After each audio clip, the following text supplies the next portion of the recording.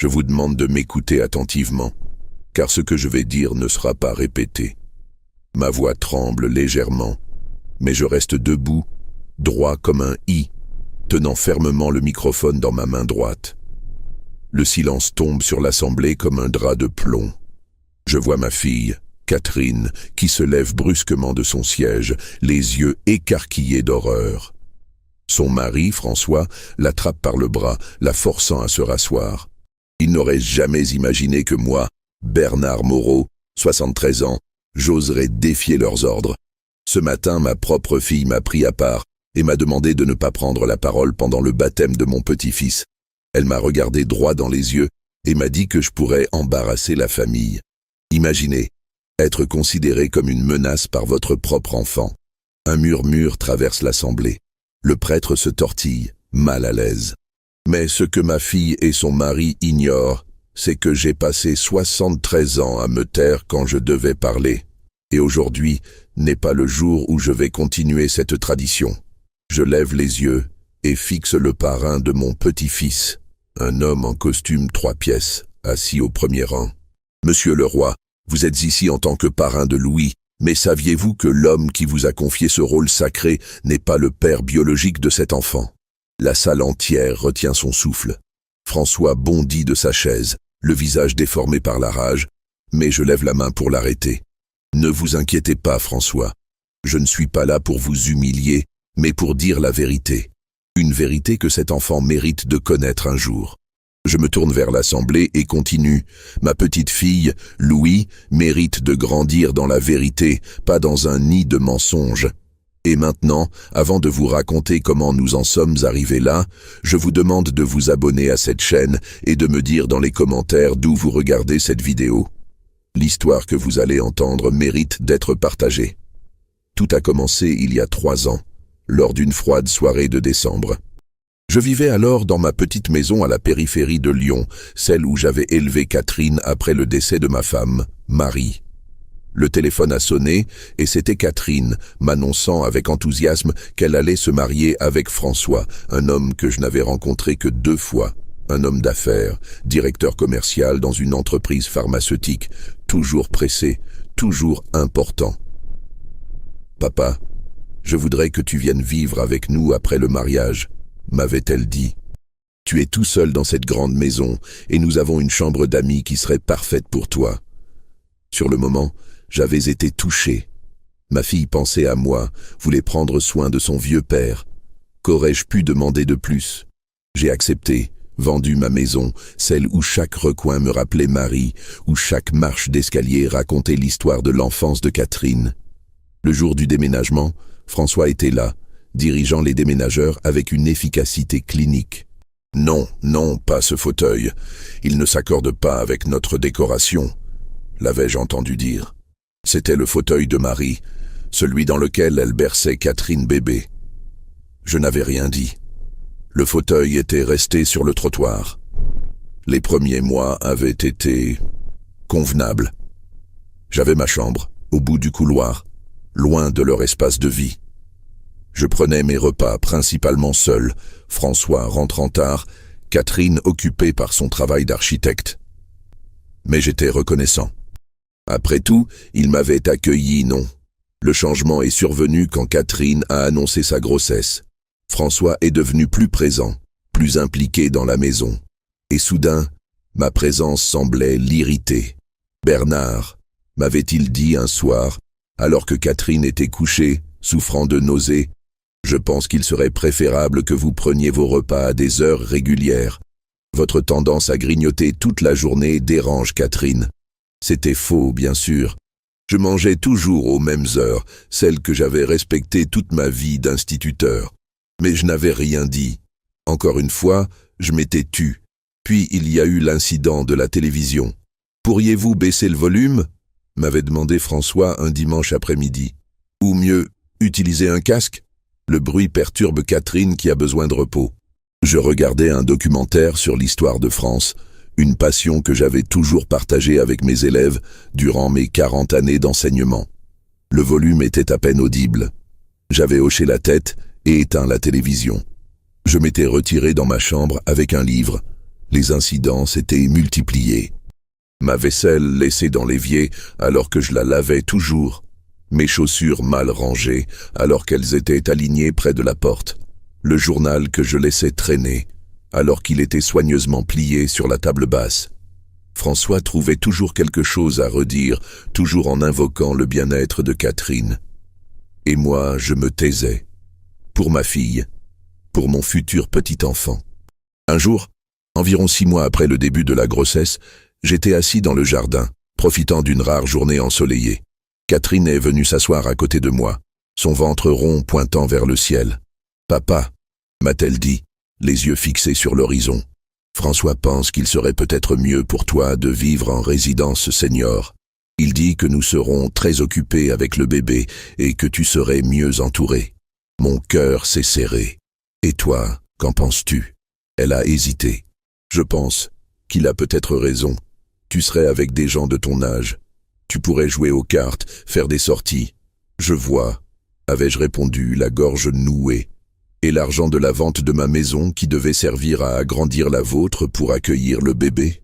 On pourrait l'utiliser pour financer la résidence, » a-t-elle murmuré, évitant mon regard. « C'est très cher, tu sais. » Ce jour-là, j'ai compris que ma fille avait changé. Ou peut-être qu'elle avait toujours été ainsi et que l'amour paternel m'avait aveuglé. Mais je n'ai pas protesté. J'ai simplement hoché la tête et suis retourné à ma contemplation du jardin, me demandant combien de temps encore je pourrais en profiter.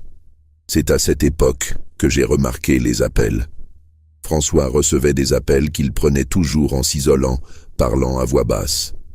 Il était souvent absent le soir, prétextant des dîners d'affaires. Catherine ne semblait pas s'en inquiéter, mais moi, j'avais des doutes. Un soir, alors que François était sorti et que Catherine dormait, j'ai entendu son téléphone vibrer sur la table de la cuisine. Un message s'affichait sur l'écran. « Tu me manques. Quand nous reverrons-nous » S. Je n'avais pas l'habitude de fouiller dans les affaires des autres, mais quelque chose m'a poussé à prendre ce téléphone et à lire les messages. Ce que j'y ai découvert m'a glacé le sang. François entretenait une relation avec une femme nommée Sandrine, et ce, depuis plus d'1 an, avant même le mariage, avant même que Catherine ne tombe enceinte. Les messages étaient explicites, ne laissant aucun doute sur la nature de leur relation. Et puis, j'ai trouvé celui qui a tout changé. Le test de paternité est positif. Le bébé est bien le nôtre. Que comptes-tu faire ? J'ai failli lâcher le téléphone. Mon petit-fils à naître n'était pas l'enfant de François, mais le fruit de sa relation adultère avec cette Sandrine. Et Catherine ne savait rien. Cette nuit-là, je n'ai pas fermé l'œil. Que devais-je faire ? Dire la vérité à ma fille, enceinte de 7 mois. Garder ce terrible secret, confronter François. Le lendemain matin, alors que Catherine était partie travailler, j'ai attendu François dans la cuisine. Quand il est entré, frais et dispo comme si de rien n'était, je lui ai simplement dit « Je sais tout pour Sandrine et le bébé ». Son visage s'est décomposé. Il s'est assis lourdement en face de moi. « Comment ? Peu importe.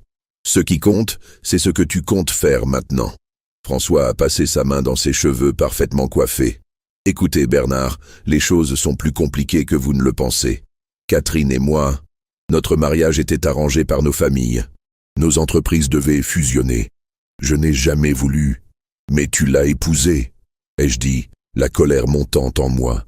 Et maintenant, elle porte ce qu'elle croit être votre enfant. » Il a eu un rire amer. « C'est là que vous vous trompez. Catherine sait que l'enfant n'est pas de moi. » J'ai senti le monde s'effondrer autour de moi. « Quoi ? Nous avons un arrangement. Elle obtient le statut social qu'elle désire, l'argent, la position. En échange, elle ferme les yeux sur mes distractions. Ce bébé est un accident, mais il nous arrange tous. Sandrine est instable, pas le genre de mère qu'il faut pour un enfant. Et l'enfant dans tout ça ? Ai-je demandé, dégoûté. François a haussé les épaules. Il aura tout ce qu'il faut.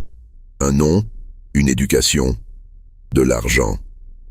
Sauf des parents qui l'aiment pour ce qu'il est, pas pour ce qu'il représente. François s'est levé, lissant sa cravate. C'est le monde réel, Bernard, pas un de vos contes de fées d'instituteurs. Maintenant, si vous voulez rester dans cette maison, je vous suggère de garder cette conversation pour vous. J'ai compris alors que ma présence dans cette maison n'avait jamais été désirée par François. J'étais une menace, quelqu'un qui pourrait voir à travers le vernis de leur vie parfaite. Les semaines suivantes ont été un enfer. Je ne pouvais plus regarder ma fille dans les yeux, sachant qu'elle participait à cette mascarade. Le François attentionné, posant sa main sur le ventre de Catherine, parlant au bébé comme s'il était le sien. Ma fille, rayonnante, jouant le rôle de l'épouse comblée. Tout était faux. J'ai commencé à chercher un appartement, décidé à quitter cette maison de mensonges. Mais les prix étaient prohibitifs et l'argent de la vente de ma maison était déjà intégré au patrimoine du couple. J'étais piégé. Le jour de la naissance est arrivé. Un petit garçon, Louis. Quand je l'ai tenu dans mes bras pour la première fois, j'ai su que je ne pouvais pas l'abandonner à ce destin. Ce petit être innocent méritait mieux que de grandir dans un château de cartes. Pendant les mois qui ont suivi, j'ai observé. François s'impliquait à peine, toujours occupé par ses affaires, et je le savais, par Sandrine. Catherine jouait à la mère parfaite devant les visites, mais confiait Louis à une nounou dès que possible pour retourner travailler ou faire du shopping. Et moi, je devenais le grand-père gâteau. Je passais des heures avec Louis, lui lisant des histoires, lui chantant les comptines que j'avais chantées à Catherine. Dans ces moments, je retrouvais un peu de paix, un peu d'espoir. Puis est venue l'annonce du baptême. Une grande cérémonie, avec toute la famille, les amis, les collègues. Une occasion pour François et Catherine de parader, de montrer leur famille parfaite. François avait choisi comme parrain son patron, Monsieur Leroy, un homme influent qui pourrait l'aider dans sa carrière. La veille du baptême, alors que je préparais mon costume, Catherine est entrée dans ma chambre. Elle semblait nerveuse, triturant son bracelet comme elle le faisait enfant quand elle avait fait une bêtise. « Papa, à propos de demain ?» Elle a pris une profonde inspiration. « François et moi pensons qu'il serait préférable que tu ne prennes pas la parole pendant la cérémonie. Je te demande pardon. Tu comprends ?» a-t-elle continué, évitant mon regard. « C'est un événement important. Le patron de François sera là, ainsi que des collègues, des gens influents. Nous ne voulons pas que quelque chose d'embarrassant se produise. » Embarrassant ? J'ai répété le mot incrédule. Qu'est-ce qui pourrait être embarrassant, Catherine ? Elle a rougi. Tu sais, tes histoires, tes opinions, parfois tu es un peu dépassée. Je l'ai regardée. Cette femme qui était ma fille, mais que je ne reconnaissais plus. Je suis dépassé, ou je suis juste une voix qui pourrait dire la vérité? Elle a pâli. De quoi parles-tu? Je sais tout, Catherine. Pour Louis, pour François et Sandrine, pour votre arrangement. Sa bouche s'est ouverte puis fermée. Elle a semblé chercher ses mots, puis a finalement opté pour la colère. Tu as fouillé dans nos affaires? Comment oses-tu? Comment oses-tu, toi? Ai-je répliqué, la voix tremblante. Comment oses-tu utiliser un innocent enfant comme pion dans votre jeu de pouvoir et d'apparence? Ce n'est pas ainsi que je t'ai élevé. Tu ne comprends pas, a-t-elle sifflé. Le monde a changé. Ce n'est plus ton époque de principes et de morale. C'est une question de survie, de position sociale. François m'offre une vie que je n'aurais jamais pu avoir autrement. Au prix de ton âme, au prix du bonheur de Louis, Louis aura tout, il ne manquera de rien. Sauf de l'amour sincère de ses parents, sauf de la vérité. Catherine s'est approchée de moi, menaçante. Si tu dis un seul mot demain, je te jure que tu ne reverras jamais Louis. Jamais. Elle a quitté la chambre en claquant la porte, me laissant seul avec ma conscience tourmentée. Toute la nuit, j'ai réfléchi. Que faire? Me taire, encore une fois, pour préserver la paix? Ou parler, enfin, pour la vérité? Pour Louis, le matin du baptême, j'ai pris ma décision. En me regardant dans le miroir, en nouant la cravate que Marie m'avait offerte pour notre dernier anniversaire ensemble, j'ai su ce que je devais faire. L'église était pleine.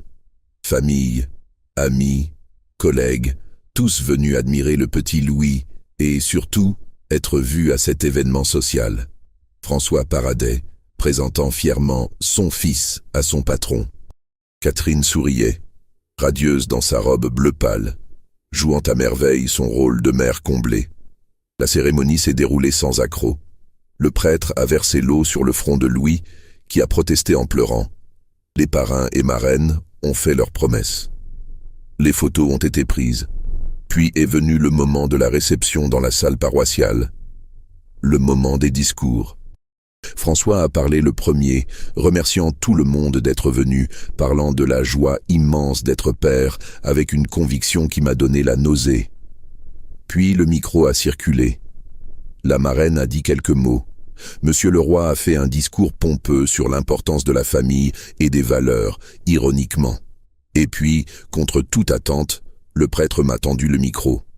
Et maintenant, quelques mots du grand-père. J'ai vu Catherine se figer. François lui a agrippé le bras, lui murmurant quelque chose à l'oreille. Mais il était trop tard. Le micro était dans ma main, et tous les regards étaient tournés vers moi. C'était le moment de vérité. Le moment de choisir entre la paix et la justice, entre le confort et la vérité. J'ai pris une profonde inspiration et j'ai commencé. Je vous demande de m'écouter attentivement, car ce que je vais dire ne sera pas répété. Je vous demande de m'écouter attentivement, car ce que je vais dire ne sera pas répété. Ma voix tremble légèrement, mais je reste debout, droit comme un i, tenant fermement le microphone dans ma main droite. Le silence tombe sur l'assemblée comme un drap de plomb. Je vois ma fille, Catherine, qui se lève brusquement de son siège, les yeux écarquillés d'horreur. Son mari, François, l'attrape par le bras, la forçant à se rasseoir. Il n'aurait jamais imaginé que moi, Bernard Moreau, 73 ans, j'oserais défier leurs ordres. Ce matin, ma propre fille m'a pris à part et m'a demandé de ne pas prendre la parole pendant le baptême de mon petit-fils. Elle m'a regardé droit dans les yeux et m'a dit que je pourrais embarrasser la famille. Imaginez, être considéré comme une menace par votre propre enfant. Un murmure traverse l'assemblée. Le prêtre se tortille, mal à l'aise. Mais ce que ma fille et son mari ignorent, c'est que j'ai passé 73 ans à me taire quand je devais parler. Et aujourd'hui n'est pas le jour où je vais continuer cette tradition. Je vais vous raconter comment nous en sommes arrivés là dans la suite de cette histoire. N'oubliez pas de vous abonner à la chaîne et dites-moi dans les commentaires d'où vous regardez cette vidéo. L'histoire que vous allez entendre dans le prochain épisode va vous bouleverser, je vous le garantis. Je sentais tous les regards braqués sur moi. Le silence dans la salle était assourdissant. Je pouvais presque entendre les battements de cœur affolés de ma fille et le souffle court de son mari. Mais je ne pouvais plus reculer. Pour Louis, pour ma conscience, je devais continuer. « Monsieur le roi », ai-je repris, fixant le parrain qui me regardait avec une expression de confusion totale. « Vous êtes un homme d'honneur. Du moins, c'est ce que François m'a toujours dit. Saviez-vous que l'enfant que vous venez de promettre de guider dans la vie chrétienne est né d'une liaison extra-conjugale ? Un halètement collectif a parcouru l'assemblée. Monsieur le roi a froncé les sourcils, regardant alternativement François et moi. « Bernard, ça suffit !» François s'est levé d'un bond, le visage écarlate. « Vous êtes confus, vous mélangez tout. » Je ne suis pas confus, François. J'ai toute ma tête, contrairement à ce que vous essayez de faire croire à tout le monde. Je me suis tourné vers l'assemblée. Cet homme, qui parade aujourd'hui comme un père modèle, entretient depuis des années une relation avec une femme nommée Sandrine. Et le petit Louis, que nous célébrons aujourd'hui, est le fruit de cette relation. Catherine s'est levée à son tour, les larmes ruisselant sur son visage. « Papa, je t'en supplie, arrête. » « Catherine, ai-je dit, la voix plus douce, tu mérites mieux que cette mascarade. Louis mérite mieux. Vous vivez tous les deux dans une cage dorée, prisonniers d'un mensonge qui vous détruira tous. » François s'est approché de moi, menaçant. « Donnez-moi ce micro, vieillard sénile. » J'ai reculé d'un pas, déterminé à finir. « Non, François. Pendant des mois, j'ai observé cette comédie que vous jouez tous les deux. J'ai vu comment vous traitez Louis comme un accessoire, un faire-valoir pour votre image sociale. Ce n'est pas un enfant pour vous, c'est un trophée. Et je ne peux plus me taire. Je me suis adressé directement à Monsieur le Roi. Vous êtes le parrain de cet enfant. Vous avez promis devant Dieu de veiller sur lui, de l'accompagner dans la vie. Allez-vous commencer ce rôle sacré par un mensonge? Monsieur le Roi, visiblement mal à l'aise, a regardé François. De quoi parle-t-il exactement? François a forcé un rire. C'est ridicule. Bernard a des problèmes cognitifs. Nous envisagions justement de le placer en maison spécialisée. Des problèmes cognitifs? J'ai secoué la tête. Voilà votre stratégie? Me faire passer pour sénile? Très bien. Alors expliquons-nous. Si je suis si confus, comment ai-je pu lire les messages entre vous et Sandrine? Comment ai-je pu voir le test de paternité que vous cachez dans votre bureau? Comment sais-je que vous avez menacé Catherine de la ruiner si elle ne coopérait pas à cette mascarade? Le visage de François est devenu livide. Il a jeté un regard paniqué à Catherine. « C'est vrai ?» a demandé une voix féminine dans l'assemblée. C'était la mère de François, une femme austère que j'avais rarement vue sourire. « François, réponds-moi, est-ce vrai ?» François a ouvert la bouche, puis l'a refermée. Pour la première fois depuis que je le connaissais, il semblait à court de mots. Catherine a pris une profonde inspiration. Puis, à ma grande surprise, elle s'est avancée vers moi, m'a pris doucement le micro des mains et s'est tournée vers l'assemblée. « C'est vrai », a-t-elle dit d'une voix à peine audible. « Tout est vrai. Le jour où tout a basculé n'était pas celui du baptême, mais bien avant. C'était une journée ordinaire, environ 1 mois après l'installation de Louis et Catherine à la maison après la naissance. François était, comme souvent, absent pour affaires. J'étais dans le jardin, berçant Louis qui s'était enfin endormi après une matinée agitée. Catherine apparut sur la terrasse, le visage défait, les yeux rouges. Elle tenait un téléphone à la main, celui de François. « Papa, » dit-elle d'une voix brisée, « j'ai besoin de te parler. » Je me souviens avoir ressenti un mélange de soulagement et d'appréhension. Soulagement car je n'aurais plus à porter seul le poids de ce secret. Appréhension car je savais que la vérité allait faire souffrir ma fille, bien plus qu'elle ne souffrait déjà. « Tu sais, n'est-ce pas ?» murmura-t-elle en s'asseyant à côté de moi. « Pour Louis, pour François et cette femme. » J'ai hoché la tête, incapable de parler. Louis dormait paisiblement contre ma poitrine, inconscient du drame qui se jouait. « Je l'ai toujours su », continua Catherine, fixant le vide. « Dès le début, François ne m'a jamais vraiment aimé. Notre mariage était un arrangement. Sa famille et son entreprise avaient besoin de l'image de stabilité que je pouvais leur apporter. Et moi, elle s'interrompit, cherchant ses mots. « Et toi ?» l'encourageai-je doucement. Moi, j'avais besoin de son nom, de son argent, de son statut. Elle émit un rire amer. « Tu te souviens de l'agence d'architecture où je travaillais? Elle était au bord de la faillite. Si je n'avais pas épousé François, j'aurais tout perdu. Ma carrière, mes projets, tout. » Je la regardais, stupéfait. Ma fille, mon enfant, avait vendu son bonheur pour de l'argent et une position sociale. « Mais Louis ?» demandai-je, baissant les yeux vers le bébé endormi. « Comment ?» Catherine ferma les yeux, comme pour bloquer un souvenir douloureux. François m'a dit un jour que Sandrine était enceinte, que c'était un accident. Il ne voulait pas de cet enfant, et elle non plus apparemment. Mais l'avortement était contre leurs principes à tous les deux. Elle prit une profonde inspiration avant de continuer. Il m'a proposé un marché. Je prétendrais que l'enfant était le mien. Il me donnerait tout ce que je voudrais, argent, maison, bijoux. En échange, je fermerais les yeux sur sa relation avec elle et j'élèverais l'enfant comme le nôtre. Je sentis mon cœur se briser en 1000 morceaux. « Et tu as accepté ?»« Oui » murmura-t-elle, la honte tintant sa voix. J'ai porté un ventre de silicone pendant des mois. Nous avons annoncé ma grossesse à tout le monde. François a arrangé la paperasse à l'hôpital pour que je figure comme la mère biologique. Tout était parfaitement orchestré. Mais pourquoi, Catherine? Tu aurais pu divorcer et recommencer. Tu es jeune, talentueuse. Tu ne comprends pas, papa. Elle me regarda enfin, ses yeux brillants de larmes contenues. J'ai tout misé sur ce mariage. Mon agence est maintenant liée à l'entreprise de François. Si je le quitte, je perds tout. Et puis, elle hésita. Et puis, j'ai commencé à aimer Louis. Dès l'instant où on me l'a mis dans les bras à l'hôpital. Il n'est pas sorti de mon ventre, mais c'est mon fils. Je ferai n'importe quoi pour lui. Je contemplais son visage, y cherchant la petite fille que j'avais élevée. Elle était toujours là, quelque part, derrière le masque de la femme calculatrice qu'elle était devenue.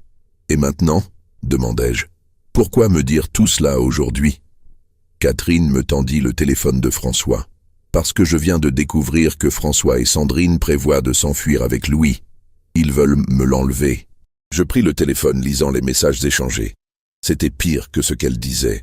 François planifiait non seulement de partir avec l'enfant, mais aussi de ruiner Catherine financièrement et professionnellement. Il avait tout prévu. Des preuves fabriquées de négligence, des témoins prêts à jurer qu'elle était instable, des documents montrant qu'elle avait détourné des fonds de l'entreprise. C'est un monstre, murmurai-je. Et je me suis associé à lui, répondit Catherine, la voix tremblante. Qu'est-ce que j'ai fait, papa? Ce jour-là, dans le jardin, avec Louis dormant entre nous, nous avons pleuré ensemble. Père et fille, unis dans la douleur et le regret, mais aussi dans la détermination. Car ce jour-là, nous avons décidé de nous battre. Pour Louis. Pour la vérité. Les semaines qui suivirent furent tendues. François ne savait pas que nous avions découvert son plan. Il continuait sa double vie, alternant entre le mari modèle et l'amant passionné. Mais désormais, nous l'observions, Catherine et moi. Nous notions ses absences, ses appels secrets, les documents qu'il ramenait à la maison. Nous constituions notre propre dossier contre lui. Catherine avait changé. La femme froide et calculatrice avait laissé place à une mère déterminée à protéger son enfant. Car c'est ainsi qu'elle voyait Louis maintenant, son enfant, peu importe ce que disait la biologie. Un soir, environ 2 semaines avant le baptême, François rentra tard, empestant le parfum bon marché. Catherine l'attendait dans le salon, calme et composée. « Bonsoir, François », dit-elle, levant à peine les yeux de son livre. « Catherine », répondit-il, surpris de la trouver encore debout. « Tu n'es pas couché ?»« Je t'attendais, nous devons parler du baptême. » François se détendit visiblement, pensant qu'il s'agissait simplement de détails pour la cérémonie. « Bien sûr. »« Quoi de neuf ?» J'ai invité Sandrine. Le verre de whisky que François venait de se servir s'arrêta à mi-chemin de ses lèvres. « Tu as fait quoi ? Tu m'as entendu ?» Catherine ferma son livre et regarda François droit dans les yeux. « J'ai invité Sandrine au baptême de son fils, notre fils. » François posa lentement son verre. Son visage avait perdu toute couleur. « Comment je sais ? Pour votre plan de me priver de Louis, de me ruiner ?» Catherine eut un sourire froid. « Tu devrais vraiment changer le code de ton téléphone, chérie. » François s'avança vers elle, menaçant. « Tu n'as aucune idée de ce dans quoi tu t'engages, Catherine. Je peux te détruire. »« Peut-être, » répondit-elle, imperturbable, « mais pas avant que je n'ai détruit ta précieuse réputation. Imagine la tête de ton patron, de tes collègues, de ta mère, quand ils apprendront que le parfait François Dupont a un enfant illégitime qu'il a forcé sa femme à élever, que tu es un menteur, un tricheur, un manipulateur. Personne ne te croira, » siffla François. « Tu es émotionnellement instable. Tout le monde le sait. » « Vraiment ? Et les enregistrements de tes conversations téléphoniques avec Sandrine, et les copies des tests de paternité, et les témoignages des infirmières que tu as payées pour falsifier le dossier médical de Louis. » Le visage de François passa de la pâleur à la rage en un instant. « Tu bluffes. Tu veux prendre ce risque ?» Catherine se leva, s'approchant de lui. « Je suis peut-être devenue comme toi, François, calculatrice, froide, manipulatrice. Mais contrairement à toi, j'ai une chose pour laquelle je suis prête à tout, Louis. Il est mon fils maintenant, légalement et moralement, et je ne te laisserai pas me l'enlever. » François la fixa longtemps, évaluant la situation. Puis, lentement, un sourire mauvais se dessina sur ses lèvres. « Très bien, Catherine. Tu veux jouer ? Jouons. Mais n'oublie pas une chose, je gagne toujours. Il quitta la pièce, me frôlant dans l'embrasure de la porte où j'avais assisté à toute la scène, invisible dans l'obscurité du couloir. Nos regards se croisèrent brièvement, lui plein de haine, moi de détermination. Ce soir-là, je compris que le baptême ne serait pas la célébration pieuse et joyeuse qu'il devait être. Ce serait un champ de bataille. Et nous devions être prêts. Les jours suivants, François changea de tactique. Il devint attentionné, presque aimant envers Louis et Catherine. Il rentrait tôt, apportait des cadeaux, proposait des sorties en famille. Aux yeux du monde, il était le père et le mari parfait. Mais Catherine et moi n'étions pas dupes. C'était la dernière phase de son plan. Créer des témoins qui pourraient jurer plus tard qu'il était un père dévoué, injustement privé de son enfant. À 3 jours du baptême, Catherine reçut un appel qui changea tout. C'était Sandrine. « Je sais que vous êtes au courant », dit la voix à l'autre bout du fil. « François m'a tout dit. » Catherine mit le téléphone sur haut-parleur pour que je puisse entendre. « Que voulez-vous, Sandrine ? Vous rencontrer. Seul à seul. Nous avons des choses à nous dire, je crois. » Catherine me regarda incertaine. Je hochai la tête, encourageant. « Très bien, » dit-elle. « Où et quand ? » « Aujourd'hui, midi, au café près du parc municipal. J'y serai. » Catherine raccrocha, le visage tendu. « C'est un piège, » dit-elle. « Probablement, » répondis-je. « Mais c'est aussi une opportunité. Vas-y, écoute ce qu'elle a à dire, mais je serai là, à une table voisine. Au moindre signe de danger, j'interviendrai. » Midi arriva trop vite. Le café était presque désert quand nous y entrâmes, séparément. Je choisis une table en retrait, cachée derrière un journal. Catherine s'assit près de la fenêtre, exposée, vulnérable. Sandrine arriva 5 minutes plus tard. Elle était plus jeune que je ne l'imaginais, à peine 30 ans, avec de longs cheveux blonds et une démarche assurée. Sans hésiter, elle se dirigea vers Catherine et s'assit en face d'elle. « Madame Dupont, » dit-elle, la voix dégoulinant de sarcasme. « Mademoiselle Renard, » répondit Catherine tout aussi glaciale, « merci d'être venue. » Elles se dévisagèrent un moment, ces deux femmes que tout opposait et que tout liait à la fois. « François m'a dit que vous menaciez de tout révéler, » commença Sandrine, « que vous vouliez gâcher le baptême. C'est ce qu'il vous a dit ?» Catherine eut un petit rire. « Intéressant. Il m'a dit que vous prévoyiez de partir avec Louis, de me l'arracher. » Sandrine fronça les sourcils. « Quoi ? Non, je ne veux pas élever Louis. Je ne l'ai jamais voulu. C'était l'idée de François. Il disait que c'était la seule façon de nous être ensemble officiellement. »« Vous mentez » siffla Catherine. « J'ai vu les messages, les plans. »« Quels messages ?» Sandrine semblait sincèrement confuse. « Montrez-moi. » Catherine sortit son téléphone, affichant les captures d'écran des conversations entre François et S. Sandrine les parcourut, son visage passant de la confusion à la colère. « Ce n'est pas moi, » dit-elle finalement. « Je n'ai jamais écrit ça. Regardez la date. J'étais en voyage d'affaires à Berlin ce jour-là. Je peux vous le prouver. » Elle sortit à son tour son téléphone, montrant des photos horodatées d'elle devant la porte de Brandebourg. « Mais alors, qui ?» commença Catherine. « Sophie, » répondit Sandrine. « Sa secrétaire. Ils ont une liaison depuis des années, bien avant moi. » Je vis le visage de Catherine se décomposer alors que les pièces du puzzle s'assemblaient. François ne jouait pas un double jeu mais un triple jeu. Il manipulait tout le monde. Catherine, Sandrine et probablement cette Sophie aussi. « Mais Louis ?» demanda Catherine, la voix tremblante. « Il est bien. »« Oui, Louis est mon fils biologique, » confirma Sandrine. « Mais je n'ai jamais voulu être mère. François le savait. Il m'a convaincu de mener la grossesse à terme, me promettant que je n'aurais aucune responsabilité, que vous l'élèveriez comme le vôtre contre compensation financière. Et maintenant ?» Sandrine hésita, puis posa sa main sur celle de Catherine. « Maintenant, je vois que François nous a toutes manipulées. Et je ne veux pas que mon fils grandisse près d'un homme comme lui. Légalement, vous êtes sa mère, Catherine. Pas moi. Je veux juste pouvoir le voir de temps en temps, être dans sa vie d'une façon ou d'une autre. » Catherine serra la main de Sandrine. Nous pouvons arranger ça, mais d'abord, nous devons nous occuper de François. Les deux femmes se regardèrent, une compréhension mutuelle passant entre elles. Puis ensemble, elles commencèrent à élaborer un plan.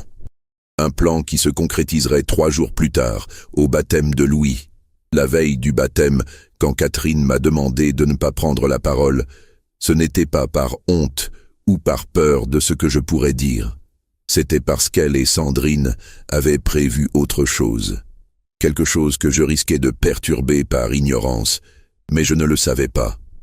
Je pensais que ma fille était retombée sous l'emprise de François, que tout notre plan, notre lutte pour Louis, avait échoué. Et c'est pourquoi, quand le micro m'a été tendu ce jour-là, j'ai décidé de parler, de dire la vérité telle que je la connaissais, sans savoir que Catherine et Sandrine avaient déjà mis en place leur propre forme de justice. C'est vrai, a répété Catherine, sa voix gagnant en assurance au fur et à mesure qu'elle parlait. Tout est vrai. Louis n'est pas biologiquement mon fils, mais il est mon fils dans tous les sens qui importent. Je l'aime plus que ma vie, plus que ma fierté, plus que ma réputation. Elle se tourna vers François qui restait figé sur place. François m'a menti, nous a tous menti. Il a manipulé tout le monde. Moi, sa maîtresse, son patron, sa famille. Tout ça pour son ambition personnelle. Monsieur le roi se leva, l'expression grave. François, qu'avez-vous à dire pour votre défense? François sembla enfin sortir de sa stupeur. C'est absurde. Catherine est clairement perturbée. Son père aussi. Ils inventent ces accusations ridicules par jalousie, par ressentiment. Vraiment? Une nouvelle voix résonna dans la salle. Une femme se leva au fond. C'était Sandrine. Alors, comment expliquez-vous ceci, François? Elle leva un téléphone, diffusant un enregistrement. La voix de François remplit la salle. Bien sûr que Catherine n'est pas la mère. Bien sûr que c'est un arrangement. Tu crois vraiment que j'aurai un enfant avec elle?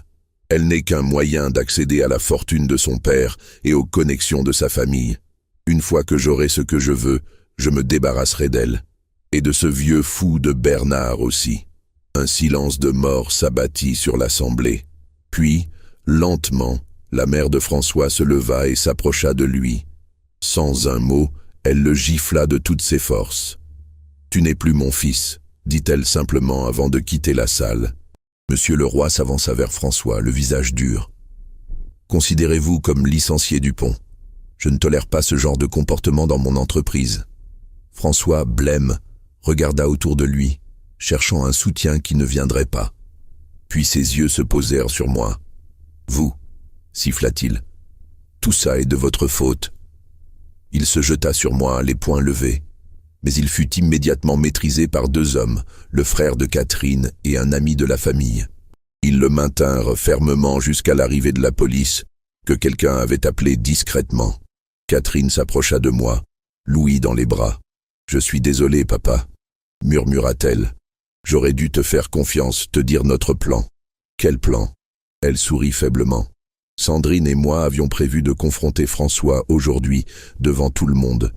Nous avions les preuves, les témoins. Mais ta prise de parole a accéléré les choses. Tu as été plus courageux que nous. Je regardais ma fille, ce petit être que j'avais élevé seul après la mort de sa mère. Elle avait fait des erreurs, de terribles erreurs. Mais aujourd'hui, elle se tenait droite, assumant la vérité, prête à affronter les conséquences. « Je suis fier de toi », lui dis-je, la gorge nouée. « Ta mère aurait été fière aussi. » Catherine me tendit Louis. Je pris mon petit-fils dans mes bras, sentant son petit cœur battre contre le mien. Il ne comprenait pas encore le drame qui venait de se jouer, ni comment sa vie venait de changer. Mais un jour, il saurait. Un jour, nous lui dirions la vérité, toute la vérité. Et nous lui expliquerions que parfois, le courage ne consiste pas à parler, mais à reconnaître ses erreurs et à essayer de les réparer. Comme cette journée de baptême où 3 générations d'une famille brisée ont commencé à se reconstruire, non plus sur des mensonges, mais sur la vérité, aussi douloureuse soit-elle. François fut emmené par la police, hurlant des menaces et des insultes. La cérémonie était officiellement terminée, mais personne ne semblait vouloir partir.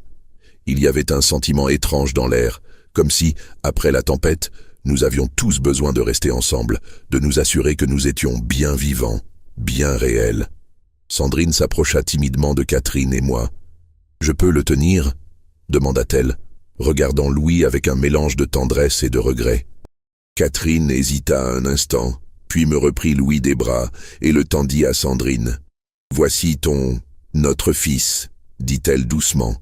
Sandrine prit Louis, des larmes silencieuses coulant sur ses joues. « Il a tes yeux, dit-elle à Catherine. Ton regard déterminé. » Elles se regardèrent, ces deux femmes que tout aurait dû opposer, et quelque chose passa entre elles, une compréhension, un respect mutuel. Dans ce moment de vérité brutale, une nouvelle sorte de famille était peut-être en train de naître. Le prêtre qui était resté silencieux pendant tout ce temps s'approcha enfin. « Le baptême, dit-il doucement. Voulez-vous toujours procéder ?» Catherine regarda Sandrine puis moi. Nous hochâmes tous les deux la tête. « Oui, dit-elle fermement. Louis mérite d'être baptisé, d'être accueilli dans la communauté, d'être béni. Peu importe les circonstances de sa naissance ou les erreurs de ses parents. Il est innocent de tout cela. » Le prêtre sourit, le premier vrai sourire de cette journée tumultueuse. « Très bien, réunissons-nous autour du baptistère. En plus petit comité peut-être, mais avec plus de sincérité. » Alors que nous nous dirigions vers l'avant de l'église, Monsieur le roi nous arrêta. « Je comprends que je ne suis peut-être plus le parrain idéal, étant donné les circonstances, » dit-il, visiblement embarrassé. Catherine le regarda un moment, puis secoua la tête. « Non, monsieur le roi, vous n'êtes pas responsable des actions de François. Si vous êtes toujours prêt à assumer ce rôle, nous serions honorés que vous restiez le parrain de Louis. » L'homme d'affaires, habituellement si impassible, sembla touché. « Merci, Catherine. Je ferai de mon mieux pour être digne de cette confiance. » Et ainsi, dans une église à moitié vide, entourée non pas par les apparences et les conventions, mais par la vérité et l'authenticité, Louis fut baptisé. Non pas comme l'héritier d'un mensonge, mais comme un enfant aimé par 3 personnes qui s'étaient finalement libérées du poids de la tromperie.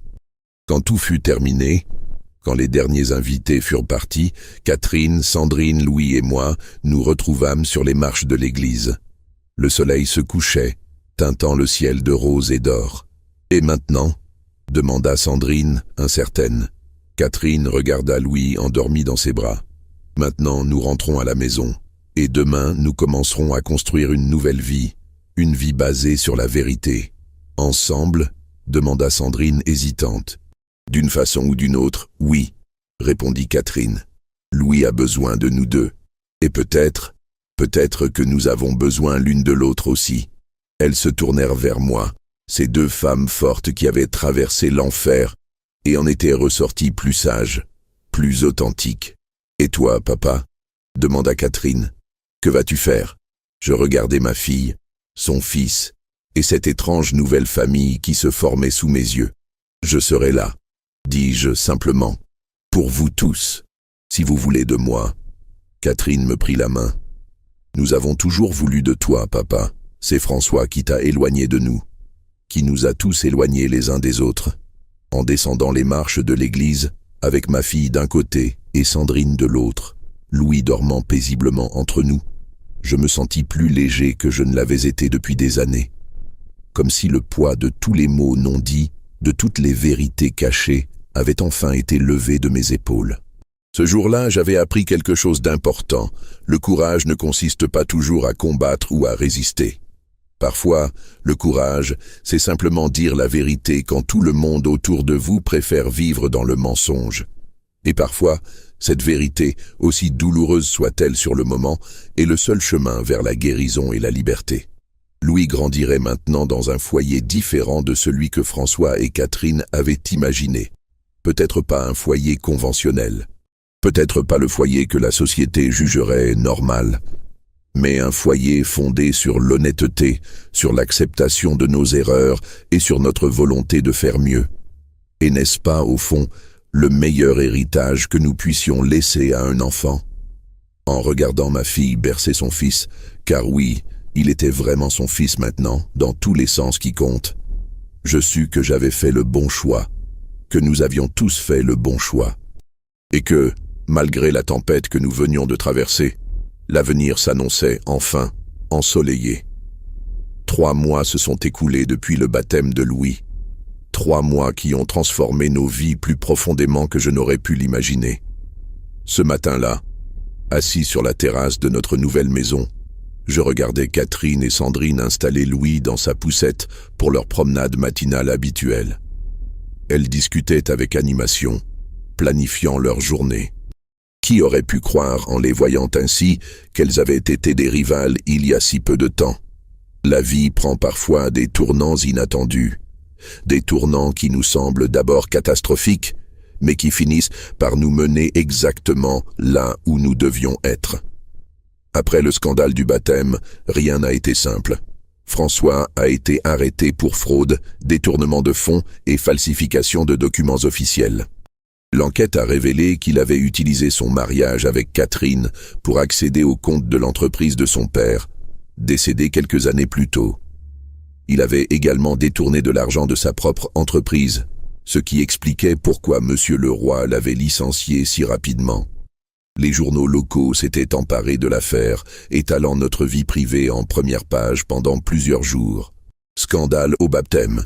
Un homme d'affaires démasqué par son beau-père, titrait l'un d'eux, 2 mères pour un enfant. L'arrangement familial qui a mal tourné, annonçait un autre. Catherine avait souffert de cette exposition médiatique, mais elle avait tenu bon. Plus forte que je ne l'avais jamais vue, elle avait affronté les regards, les murmures, les jugements. « Je n'ai plus rien à cacher », me disait-elle. C'est étrangement libérateur. Nous avions dû vendre la grande maison, celle que François avait achetée avec l'argent détourné. Catherine avait également perdu plusieurs clients importants de son agence d'architecture, ceux qui ne voulaient pas être associés au scandale Dupont. Mais d'autres étaient restés, impressionnés par son courage et sa résilience. Quant à Sandrine, elle avait également payé le prix de sa liaison avec François. Son employeur, soucieux de son image, l'avait licenciée dès que l'affaire avait éclaté. Elle s'était retrouvée sans travail, sans logement. Elle vivait dans un appartement payé par François, et avec un enfant dont elle ne savait pas vraiment quoi faire. C'est Catherine qui avait tendu la main la première. « Viens vivre avec nous », avait-elle proposé à Sandrine, un soir où celle-ci, désespérée, avait appelé pour demander des nouvelles de Louis. « Nous trouverons une solution ensemble. » J'avais été surpris par cette offre, mais en voyant le regard de ma fille, j'avais compris. Ce n'était pas de la pitié, ni même de la gentillesse. C'était quelque chose de plus profond, une reconnaissance que leurs vies étaient désormais liées à jamais par cet enfant qu'elles aimaient toutes les deux. Nous avions trouvé cette maison, plus modeste que la précédente, mais chaleureuse et accueillante. 4 chambres, une pour moi, une pour Catherine, une pour Sandrine et une pour Louis. Un grand jardin où je pouvais cultiver mes légumes. Une terrasse où nous prenions nos repas quand le temps le permettait. Les premiers temps avaient été maladroits. Sandrine et Catherine, bien que liées par leur amour pour Louis, restaient des étrangères l'une pour l'autre. Leurs personnalités étaient si différentes. Catherine organisée et réfléchie, Sandrine spontanée et émotive. Elles se disputaient souvent sur la façon d'élever Louis, sur les horaires, sur les règles à établir. Je les observais, ces 2 femmes fortes, naviguer dans les eaux tumultueuses de leur nouvelle relation. Parfois, j'intervenais comme médiateur. D'autres fois, je restais en retrait, les laissant trouver leur propre équilibre. Peu à peu, presque imperceptiblement, quelque chose avait commencé à changer. Les disputes s'étaient espacées. Les moments de complicité étaient devenus plus fréquents. Un soir, j'étais entré dans le salon pour trouver Catherine et Sandrine endormies sur le canapé, Louis blotti entre elles. Cette image m'avait serré le cœur, non pas de tristesse, mais d'un espoir inattendu. Le procès de François approchait et nous savions tous que ce serait une épreuve. Catherine et Sandrine seraient appelées à témoigner, à raconter leur version des faits devant un tribunal. à exposer leur vie privée, leurs erreurs, leurs faiblesses. Un soir, environ une semaine avant la date prévue du procès, Catherine m'a rejoint sur la terrasse. Louis venait de s'endormir et Sandrine préparait le dîner à l'intérieur. « Papa, me dit-elle, s'asseyant à côté de moi, je voulais te remercier. » « Me remercier? Pourquoi ?» Elle sourit, ce sourire qui me rappelait tant sa mère. « Pour avoir eu le courage de parler ce jour-là, au baptême, pour avoir dit la vérité quand je n'en avais pas la force. » Je pris sa main dans la mienne. « Tu aurais fini par le faire. Tu es plus forte que tu ne le crois. » « Je n'en suis pas sûre, » admit-elle. « J'étais si perdue, si confuse. Je me suis laissée entraîner dans cette vie de mensonges parce que c'était plus facile que d'affronter mes échecs, mes peurs. Nous faisons tous des erreurs, Catherine. Ce qui compte, c'est ce que nous en faisons. » Elle hocha la tête pensive. « Tu sais, je me suis souvent demandé ce que maman aurait pensé de tout ça. Si elle aurait été déçue. » Je sentis ma gorge se nouer. « Marie, ma douce Marie, partie trop tôt. Ta mère t'aimait plus que tout au monde, Catherine. Elle aurait été triste de te voir souffrir, bien sûr, mais déçue, jamais. Elle aurait été fière de te voir te relever, affronter la vérité, prendre soin de Louis comme tu le fais. » Catherine essuya une larme. « J'espère que tu as raison. J'espère qu'elle me regarde de là-haut et qu'elle est un peu fière, malgré tout. J'en suis certain. » Nous restâmes silencieux un moment, contemplant les étoiles qui commençaient à apparaître dans le ciel.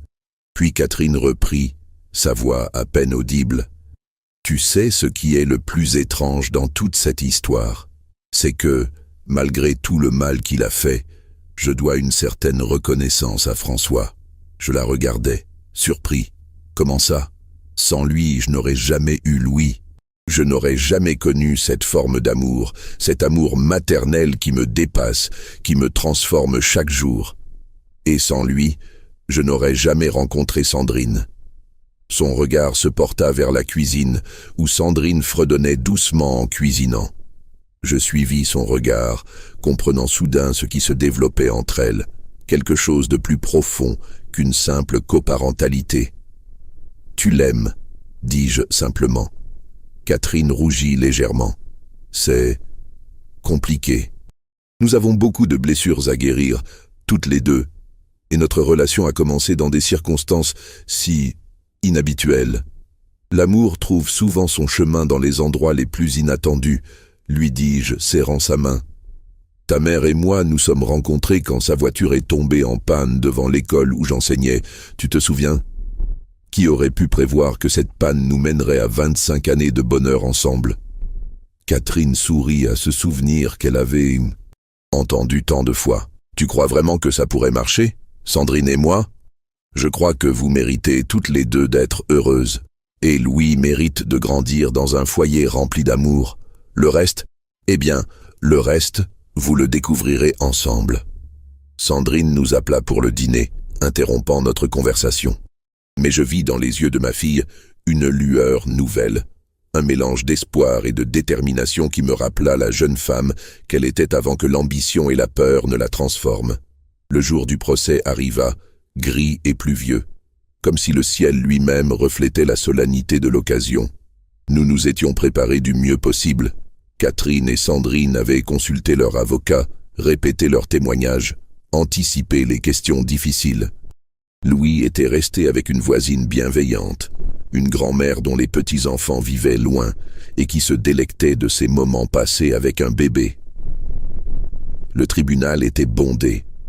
L'affaire avait suscité beaucoup d'intérêt, non seulement en raison du scandale familial, mais aussi à cause des implications financières pour l'entreprise de Monsieur Leroy. François apparut, escorté par 2 policiers. Il avait changé en 3 mois, plus maigre, le teint gris, les traits tirés. Mais son regard, lui, n'avait pas changé. Toujours aussi froid, aussi calculateur. Quand il nous vit, Catherine, Sandrine et moi, assis côte à côte, ses yeux se plissèrent de haine. Le procès commença. Les avocats présentèrent leurs arguments. Les témoins se succédèrent à la barre. Monsieur Leroy témoigna des malversations financières de François. Un médecin confirma la falsification des dossiers médicaux concernant la naissance de Louis. La secrétaire de François, Sophie, raconta comment il l'avait manipulée, lui promettant de quitter sa femme pour elle. Puis vint le tour de Catherine. Je la regardais s'avancer vers la barre, droite et digne, malgré sa nervosité évidente. Elle prêta serment, puis commença son témoignage. « Mon mariage avec François Dupont était basé sur un mensonge, dit-elle d'une voix claire. Un mensonge que j'ai accepté, dont j'ai été complice. Je ne me présente pas devant vous comme une victime innocente, mais comme une femme qui a fait des erreurs et qui cherche maintenant à les réparer. » Elle raconta tout. L'arrangement initial, les manipulations de François, la découverte de ses plans pour lui enlever Louis, la confrontation au baptême. Elle ne s'épargna pas, admettant sa propre cupidité, son ambition qui l'avait aveuglée. L'avocat de François la questionna durement, essayant de la dépeindre comme une femme calculatrice qui avait piégé son client. Mais Catherine resta calme, répondant avec une honnêteté désarmante qui semblait déstabiliser l'avocat habitué aux dénégations et aux justifications. Sandrine témoigna ensuite, confirmant le récit de Catherine. Elle aussi parla de ses erreurs, de sa responsabilité dans cette situation complexe. Mais elle insista également sur les manipulations de François, sur la façon dont il avait joué avec leur vie à toutes les deux. « Il nous a utilisés », conclut-elle. « Nous avons été naïves, oui, mais lui a été délibérément cruel et manipulateur. Puis ce fut mon tour. Je racontais ce que j'avais vu, ce que j'avais entendu, comment j'avais découvert la vérité sur Louis. Comment j'avais observé François isoler ma fille, la manipuler, la contrôler. Pourquoi avez-vous attendu le baptême pour révéler ces informations ? Me demanda le juge. Pourquoi pas avant ? Je pris le temps de réfléchir avant de répondre. Par lâcheté d'abord. J'avais peur de perdre ma fille, de perdre le droit de voir mon petit-fils. Puis par espoir. L'espoir que ma fille trouverait elle-même le courage de briser ce cycle de mensonges. Et finalement, par amour. L'amour pour un petit garçon innocent qui méritait de grandir dans la vérité, pas dans un château de cartes prêt à s'effondrer. L'avocat de François tenta de me dépeindre comme un vieil homme sénile, manipulé par ma fille. Mais le juge, qui avait sans doute l'âge d'être mon fils, n'apprécia pas cette tactique. « Monsieur, dit-il sèchement à l'avocat, je vous rappelle que l'âge n'est pas synonyme d'incapacité. » Monsieur Moreau s'exprime avec plus de clarté que bien des témoins que j'ai entendus dans cette salle. François témoigna en dernier. Il nia tout en bloc, accusant Catherine et Sandrine de s'être liguées contre lui par jalousie et vengeance. Mais ses arguments sonnaient creux face aux preuves accablantes. Les messages, les documents financiers, les témoignages concordants. Le jugement tomba une semaine plus tard. François fut reconnu coupable de toutes les charges retenues contre lui. Fraude, détournement de fonds, falsification de documents officiels. Il fut condamné à 5 ans de prison ferme et à d'importantes amendes. En sortant du tribunal, Catherine, Sandrine et moi nous sentions étrangement vidés. Il n'y avait pas de jubilation, pas de sentiment de victoire. Seulement un immense soulagement que tout soit enfin terminé et que nous puissions avancer. « Rentrons à la maison », dit Catherine, prenant Sandrine par la main. « Louis nous attend. 6 mois ont passé depuis le procès. 6 mois de guérison, d'adaptation, de reconstruction. Louis a fait ses premiers pas la semaine dernière, se dandinant maladroitement du canapé à la table basse, sous nos encouragements enthousiastes. Il dit maintenant quelques mots. Papa pour moi, maman pour Catherine et mama pour Sandrine. Cette distinction qu'il a créée lui-même nous a tous émus aux larmes. Catherine a rebâti son agence d'architecture, se spécialisant dans la conception de maisons écologiques. Elle travaille maintenant principalement depuis la maison, aménageant son horaire autour de Louis. Sandrine a trouvé un emploi dans une école maternelle du quartier. Elle, qui n'avait jamais voulu être mère, découvre une aptitude naturelle avec les enfants qui nous surprend tous. Quant à moi, j'ai repris l'enseignement, bénévolement cette fois, donnant des cours d'histoire et de français à des adultes migrants dans un centre communautaire. C'est ma façon de donner un sens à cette nouvelle vie qui m'a été offerte. Notre arrangement familial peu conventionnel a suscité quelques regards curieux, quelques commentaires désapprobateurs.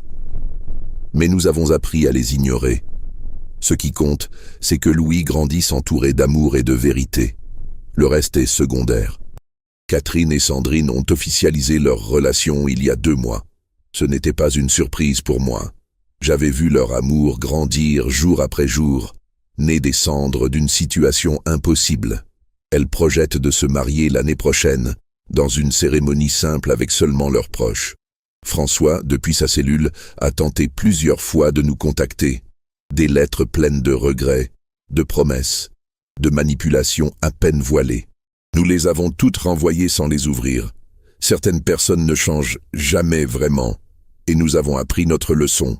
Ce soir, assis sur la terrasse, je regarde le soleil se coucher sur notre jardin, où Louis joue avec son ballon. Catherine et Sandrine préparent le dîner, riant ensemble dans la cuisine.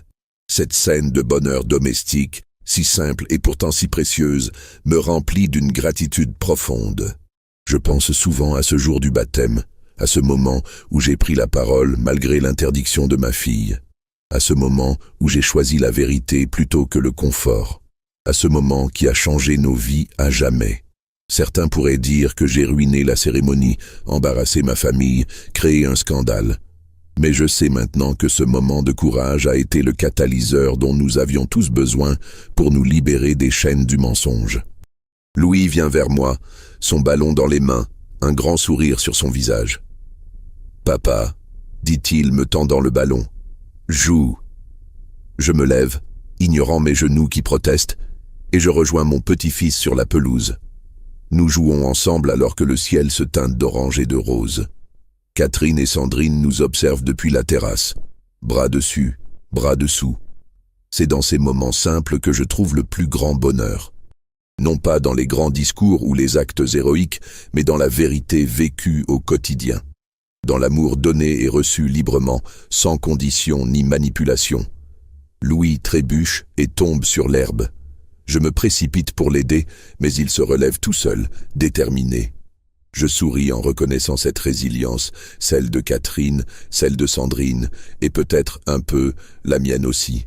C'est cela finalement, l'héritage que je veux lui laisser. Non pas de l'argent ou des biens matériels, mais le courage de se relever après chaque chute. Le courage de dire la vérité, même quand c'est difficile. Le courage d'aimer pleinement, authentiquement, sans peur et sans réserve. Alors que la nuit tombe doucement sur notre petit coin de paradis, je me sens en paix. La vie n'est pas parfaite, elle ne l'est jamais. Il y aura d'autres défis, d'autres moments difficiles, mais nous les affronterons ensemble, comme une famille. Une famille peu conventionnelle, certes, mais une famille unie par quelque chose de plus fort que le sang ou les conventions sociales. L'amour et la vérité. Chers amis qui avez suivi cette histoire jusqu'au bout, je vous remercie du fond du cœur. Votre présence, même virtuelle, m'a donné la force de partager ces moments intimes de ma vie, ces erreurs et ces triomphes qui m'ont façonné. Si mon histoire vous a touché, si elle a résonné en vous d'une manière ou d'une autre, je vous invite à vous abonner à cette chaîne. Votre soutien signifie beaucoup pour moi. J'aimerais aussi savoir ce que vous auriez fait à ma place.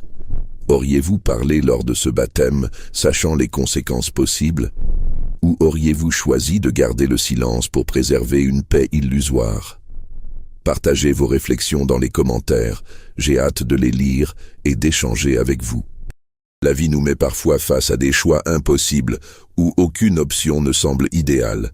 Dans ces moments-là, j'ai appris qu'il faut suivre sa conscience, même si le chemin est difficile, car au bout du compte, c'est avec elle que nous devons vivre. Merci encore pour votre écoute, votre bienveillance et votre soutien. À bientôt pour de nouvelles histoires, de nouveaux partages et de nouvelles réflexions sur cette aventure extraordinaire qu'est la vie. Avec toute mon affection, Bernard.